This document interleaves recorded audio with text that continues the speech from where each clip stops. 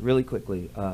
That video was a video of the audio of the FBI trying to convince El-Hajj Malik Shabazz, otherwise known as Malcolm X, to turn and tell on the Nation of Islam. And they came to him specifically after he was placed on suspension.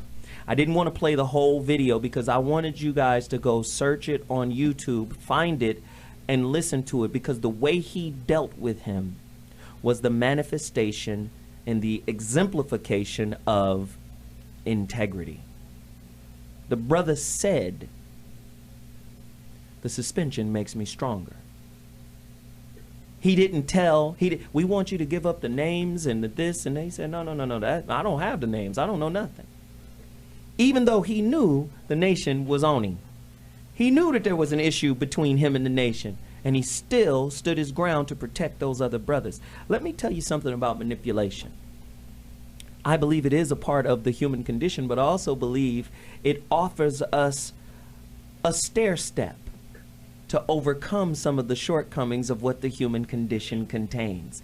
He chose integrity at the cost of his life. The way we interface is from a selfish, survival, reptilian brain space. We have a frontal lobe. We can choose to use it, or we can choose to stay base, basic, selfish, greedy, manipulative, whether you can say good or bad.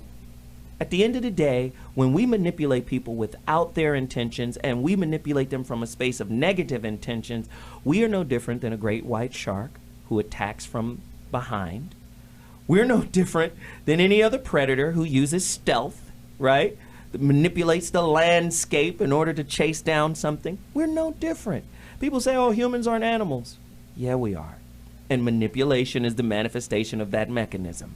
So, with that said, I urge us to use, because Dr. G says it great, and Corey said it great. There's a moment when you can pause, when you can make a choice. Should I take advantage of this situation, knowing that this situation is just about me getting mine? Or should I try to do something more, right? Most people are not thinking about more. And when they are, it's about how much more can I get? How much more can I do, right? They're not thinking in a collective sense. And for the African American community particularly, that's one of our greatest weaknesses. We prey on each other more than we prey on anybody else. Am I lying? We manipulate each other more than we manipulate anybody else. We're afraid to manipulate anybody else, but we're all too willing to manipulate our own community. And it's a cold situation.